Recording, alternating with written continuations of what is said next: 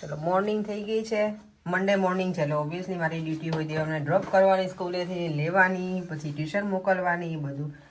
તો ચાલો એ ડ્યુટી પૂરી કરી લઈએ અને પછી ઘરના કામકાજ કરીએ. તો બધાને જય શ્રી કૃષ્ણ અને જય સ્વામિનારાયણ. એકદમ કેવું વેધર છે? ગરમી નથી આખું બધું, ઠંડી નથી આખું બધું, પરફેક્ટ વેધર છે. આજે બહુ જ સરસ છે અને આજે તો નહીં આખું વીક થર્સડે ફ્રાઈડે સુધી એટલું સરસ છે ને, એકદમ સની છે વેધર અને ટેમ્પરેચર પણ છે ને 22-25 એવું છે એટલે બહુ મજા પડવાની જ ને. આજે જો અમે જેકેટ વગર નીકળ્યા છીએ દેવને મૂકવા માટે. હજી 8:30 થયા છે તોય ચાલે એવું છે. તો બપોરે તો મને લાગે છે કે પ્રોપર સમરના ક્લોથ્સમાં જ આવવું પડશે એવું લાગે ને, શોર્ટ્સમાં. તો દેવ ત્યાં ખોટી પહેરી બેટા આજે આવી ટી શર્ટ, હાફ સ્લીવ ના પહેરે બેટા.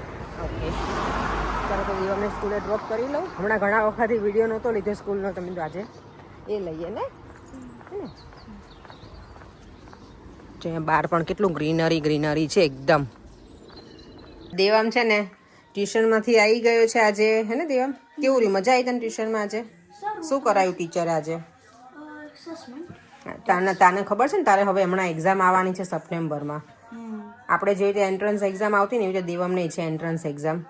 તો લેટ સી હવે શું થાય છે. નહીં કેવા ધોળકા ધોળે છોકરો. તમને શું લાગે છે પરેંગ?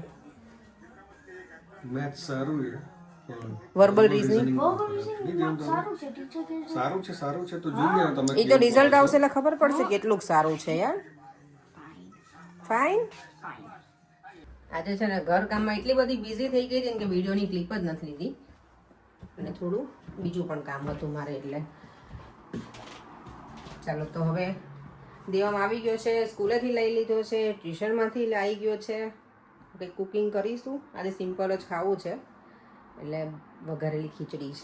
ઘણા દિવસથી ખાધી નથી તો એવી ઈચ્છા થઈ છે કે આજે સિમ્પલ ખાય. કાલે બર્ગર ને એવું ખાધું હતું ને તો આજે એવું કંઈ ખાવું નથી, બીજું કંઈ શાક રોટલી નથી ખાવું. તો વઘારેલી ખીચડી અને દહીં. આજે ગરમી પણ થોડીક છે એટલે, અને હવે કામ કરીને થાકી પણ ગઈ છું બધું એટલે. ચાલો જો વઘારેલી ખીચડી જોડે છે ને આજે કઢી બનાવું છું. મેં કઢી ઘણી વખત ખાધેલી છે પણ મારા ઘરે મેં ક્યારેય નથી બનાવી વઘારેલી ખીચડી જોડે. તો ચાલો કઢી પણ બનાવી તો મજા આવી જશે.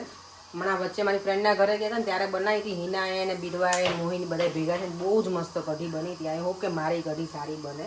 કઢીમાં હું એટલી સ્પેશિયાલિસ્ટ છું નહીં પણ આજે બનાવી નાખું. પર એને પૂછ્યું હતું કે હા બનાવો કે તો મજા આવશે. નોર્મલી અમે વઘારેલી ખીચડી અને દહીં સાથે ખાઈએ પણ આજે કઢી અને ખીચડી.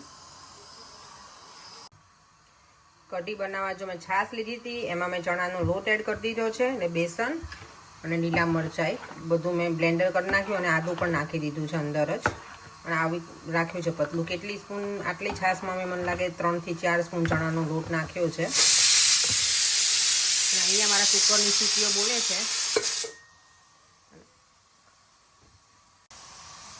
અહીંયા મેં ઘી મૂકી દીધું છે કઢી વઘારવા માટે. અહીંયા લીધું છે લીમડો, તમાલપત્ર, તજ, સ્ટારફ્રૂટ, લીલા મરચાં અને લવિંગ.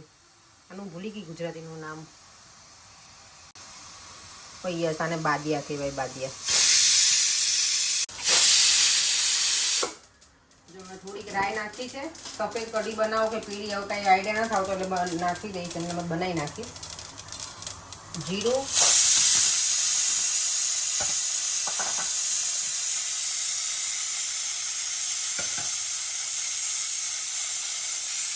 બધા સૂકા મસાલા અને આ છે મેં મેથી દાણા નાખ્યા થોડા.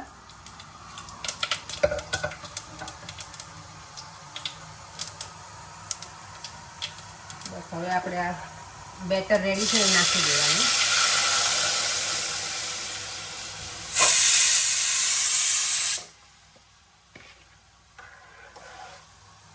હવે આને બરાબર ઉકળવા દઈશ. આમાં મીઠું નાખીશ અને ગોળ નાખી દઈશ. આપણે ગુજરાતીઓને ગોળ વગર મજા ના આવે.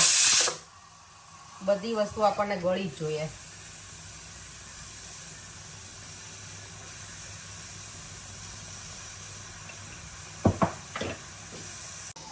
તો કઢીમાં છે ને ગોળે નાખી દીધો, ધાણા જીરું નાખ્યું અને મીઠું. અને હવે આને બરાબર ઉકળવા દઈશ એટલે આપણી કઢી થઈ જશે સરસ રેડી. પણ તમે કઢી ટેસ્ટ કરી કેવી બની છે? એકદમ મસ્ત ગળી મસ્ત બનાવી. જે મસાલા ખીચડી અને કઢી. જો ડિનર કરીને દેવમ ખાય છે ડેઝર્ટમાં ચૂરોસ અને પરેંગ શું કરે છે? અને અહીંયા જો મારા ટીવીમાં શું ચાલે છે આજે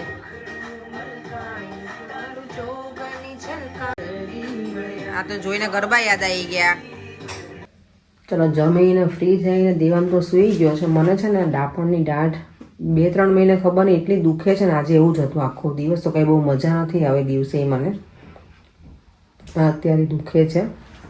મને લાગે 3-4 દિવસ એવું રહેશે પછી નોર્મલ થઈ જાય છે. હવે એનું રીઝન શું છે, હું ઇન્ડિયા ગઈ ને ત્યારે ડૉક્ટરને બતાવ્યું હતું ડેન્ટિસ્ટને. તો એમણે કીધું હતું કે નીકાળી હોય ને તો નીકાળી શકે. પણ મારા ભાભીએ મને ના પાડી તમે ના નીકાળશો, થોડાક દિવસ રહેવાના છો ને એ તમને મજા નહીં આવે કે એટલો દુખાવો થશે.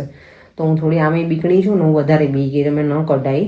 પણ મને 2 થી 3 મહિના જાય ને એટલે તરત આ દુખાવો બહુ જ ઉપડે છે. હજી પૂરેપૂરી નીકળી નથી કે ને ખેંચાઈ શકાય, ઘણી અંદર છે. જોઈએ આ થોડુંક એટલે માથું મને દુખે છે અત્યારે. ચાલો હવે સૂઈ જઈએ.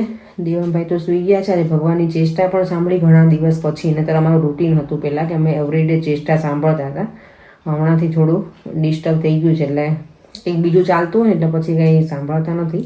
પણ હવે ફરીવાર રૂટીન બનાવવાનું છે, એવરીડે ચેષ્ટા સાંભળી અને સૂવાનું. ઊંઘ તો સારી આવે અને છેલ્લે સૂતા પહેલાં આપણે ભગવાનનું નામ લઈને સૂઈએ તો વધારે સારું ચેષ્ટા સાંભળીને. ચાલો તો વિડીયોને એન્ડ કરી દઉં છું. ફરીથી મળીશું કાલે નવા વિડીયો સાથે. Bye bye. જય શ્રી કૃષ્ણ અને જય સ્વામિનારાયણ. જો વિડીયો ગમે હોય તો લાઇક, શેર અને મારી યુટ્યુબ ચેનલને સબસ્ક્રાઈબ કરવાનું ના ભૂલતા. બાય.